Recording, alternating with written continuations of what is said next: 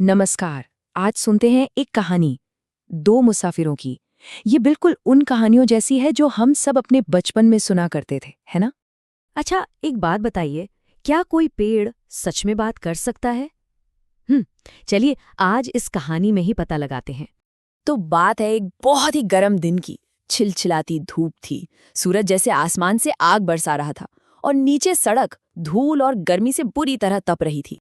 और उसी धूल भरी सड़क पर दो मुसाफिर बेचारे चले जा रहे थे। गर्मी से उनका हाल बेहाल हो चुका था।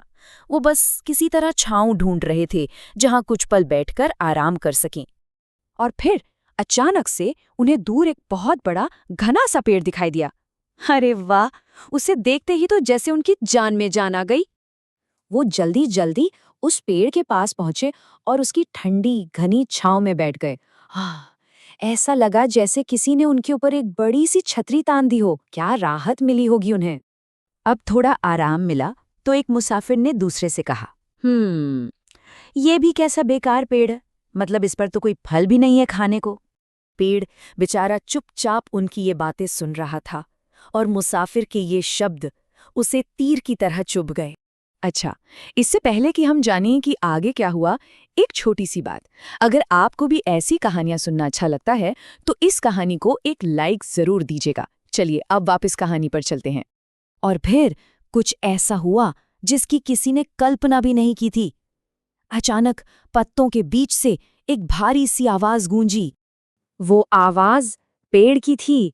उसने बड़े गुस्से से कहा, अरे एहसान फरामोश इंसान, एक तो तुम मेरी ठंडी छांव में गर्मी से बच रहे हो और ऊपर से मुझे ही बेकार कह रहे हो। पेड़ की आवाज सुनकर तो दोनों मुसाफिर हक्के बक्के रह गए। उनके तो जैसे होश ही उड़ गए और उन्हें तुरंत अपनी गलती का एहसास हो गया। तो इस कहानी से सबसे बड़ी सीख क्या मिलती है? यही कि हमें कभी भी किसी की मदद को भूलकर एहसान फरामोश नहीं बनना चाहिए। इस बात को हमेशा याद रखने के लिए एक छोटी सी कविता है, सुनिए। जब कोई मदद का हाथ बढ़ाए, दिल से शुक्रिया निकल आए। पता है, ये बिल्कुल वैसा ही है जैसे कोई दोस्त हमारे साथ प्यार से अपना लंच शेयर करे और हम ये देखने लगे कि उसमें हमारी पसंद की चीज़ है या नहीं। तो सबसे जरूरी बात यही है कि हमें जो भी मदद मिलती है, चाहे वो छोटी हो या बड़ी, हमें उसकी कद्र करनी चाहिए, क्योंकि मदद के पीछे की भावना सबसे कीमती होती है। अच्छा, अब एक सवाल सोचकर बताइए, अगर आप उस दूसरे मुसाफिर की जगह होते तो क्या करते? अपने जवाब नीचे कमेंट्स में जरूर लिखिएगा। अगर ये कहानी अच्छी लगी हो और इसने आपके दिल को छुआ हो तो इसे अपने दोस्तों और परिवार के साथ जरूर साझा करें, ताकि ये अच्छी सीख सब तक पहुंच सके।